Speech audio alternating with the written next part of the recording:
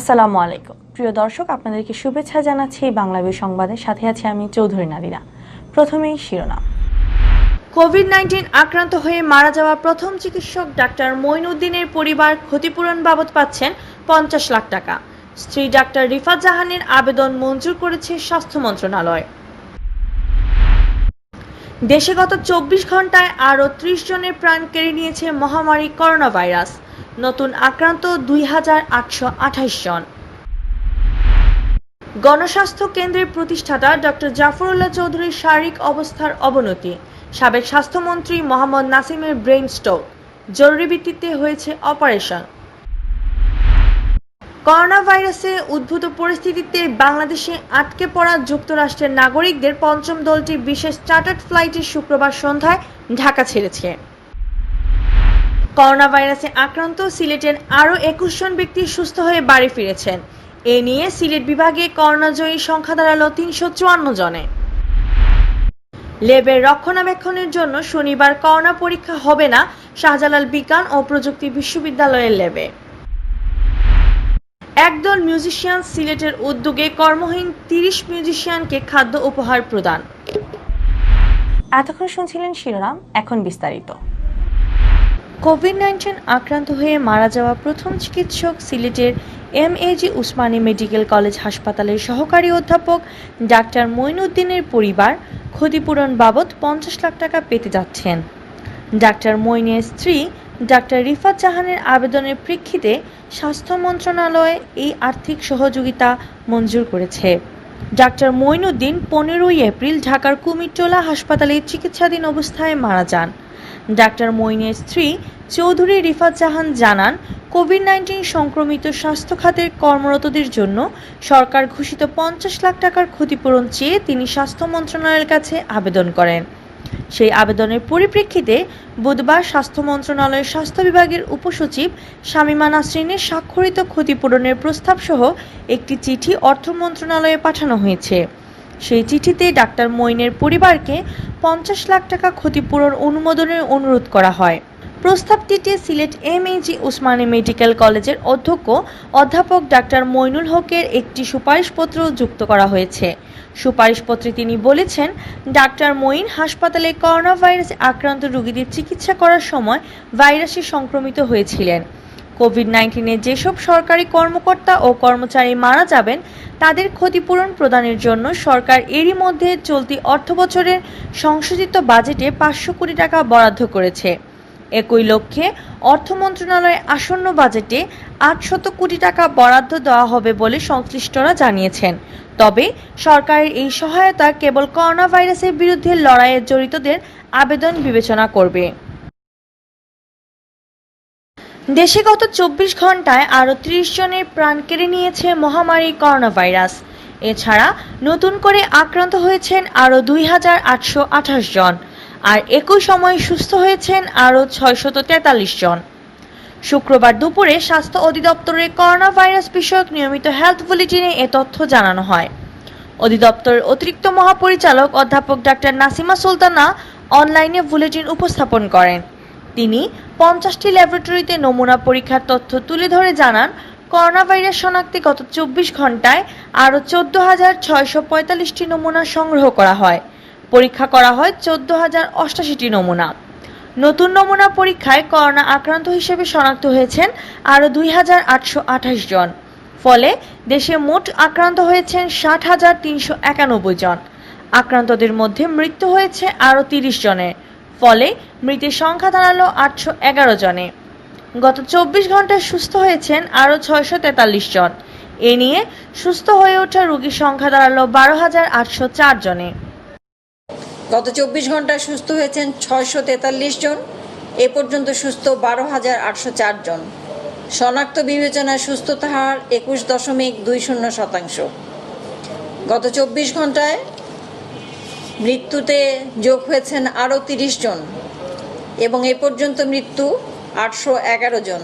শনাক্ত বিবেচনায় মৃত্যুর হার 1.34%।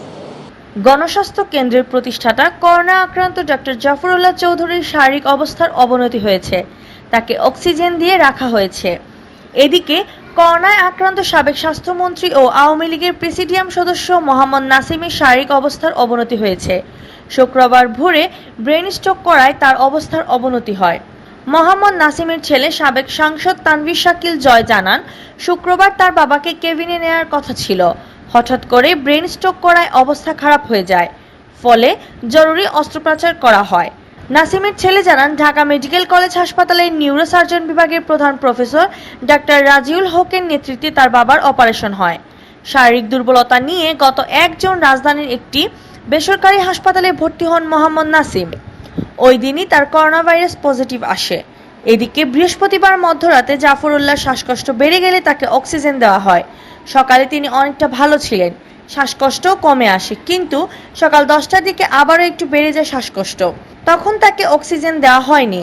বেলা 1টার দিকে শ্বাসকষ্ট বেড়ে গেলে তাকে পুনরায় অক্সিজেন দেওয়া শুরু হয়। ডাক্তার জাফরুল্লাহ চৌধুরী বর্তমানে তার নিজের স্থাপিত গণস্বাস্থ্য নগর হাসপাতালে অধ্যাপক ডাক্তার মামুন মুস্তাফি ও অধ্যাপক ডাক্তার নজিবের তত্ত্বাবধানে চিকিৎসাধীন আছেন।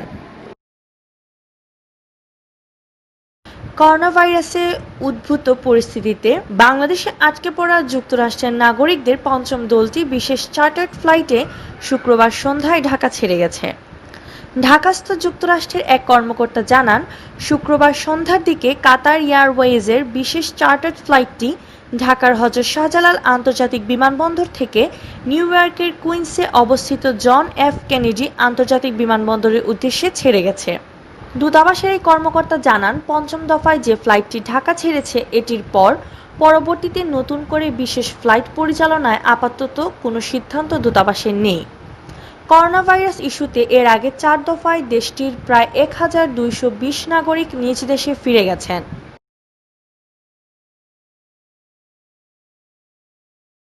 করোনা ভাইরাসে আক্রান্ত সিলেটের আরও 21 ব্যক্তি সুস্থ হয়ে উঠেছেন। তারা সিলেট বিভাগের 4 জেলার বাসিন্দা। এ নিয়ে সিলেট বিভাগে করোনা থেকে সুস্থ হওয়া ব্যক্তির সংখ্যা দাঁড়িয়েছে 354 জনে। স্বাস্থ্য অধিদপ্তর সিলেট বিভাগীয় কার্যালয় সূত্র জানায়, বৃহস্পতিবার সকাল 8টা থেকে শুক্রবার সকাল 8টা পর্যন্ত 24 ঘন্টায় সিলেট বিভাগ জুড়ে সুস্থ হয়েছেন 21 জন ব্যক্তি। এর মধ্যে সিলেট জেলার 3 জন, সুনামগঞ্জের 1 জন, মৌলভীবাজারে 5 জন এবং হবিগঞ্জের 12 জন রয়েছেন।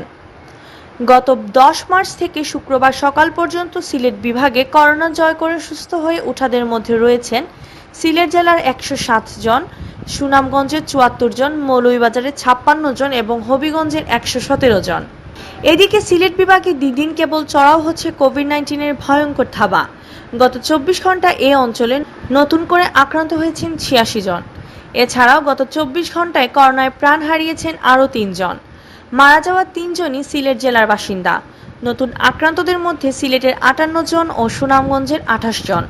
বৃহস্পতিবার Sylhet MAG Usmani medical college হাসপাতালের ল্যাবে 188টি এবং সাবির ল্যাবে আরও 188 জনের শরীরের নমুনা পরীক্ষা করা হয়।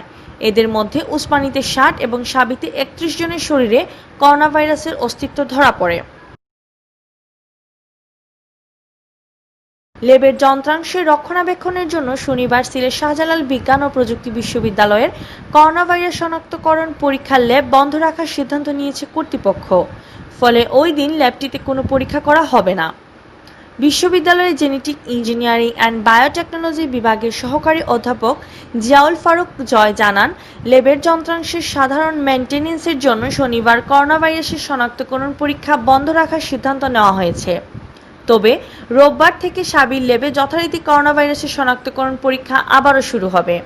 এদিকে শুক্রবার সাবির ল্যাবে 83টি নমুনা পরীক্ষা করা হয়। এদের মধ্যে 22 জনের শরীরে করোনা ভাইরাসের অস্তিত্ব শনাক্ত করা হয়।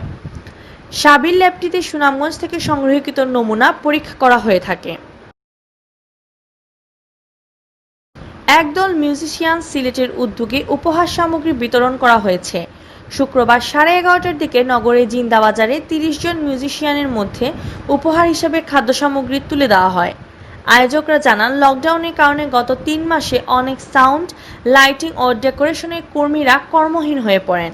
তাদের এই দুঃসময়ে একটু সাহায্যের হাত বাড়ানো হয়েছে। যারা উপহার সামগ্রী নিতে আসতে পারেননি তাদের নগদ টাকা পৌঁছে দেওয়া হয়েছে। মিউজিশিয়ানদের মাঝে এ সময় উপস্থিত ছিলেন আব্দুল কাইয়ুম টিটু, শাওন কর, ওয়াদুদ হোসেন, তুষার রঞ্জন দত্ত, সুদীপ পাল, এম.এ. রহমান আমিন, অশোক দত্ত, সৈয়দ ওয়ালি, শিশির দত্ত, আব্দুল মতিন ও জয় কর্মকার। এতক্ষণ শুনছিলেন বাংলা বিউ সংবাদ। এরপর প্রচারিত হবে সিলেটের আঞ্চলিক ভাষায় সংবাদ। দেখার আমন্ত্রণ রইল। সাথে থাকার জন্য ধন্যবাদ।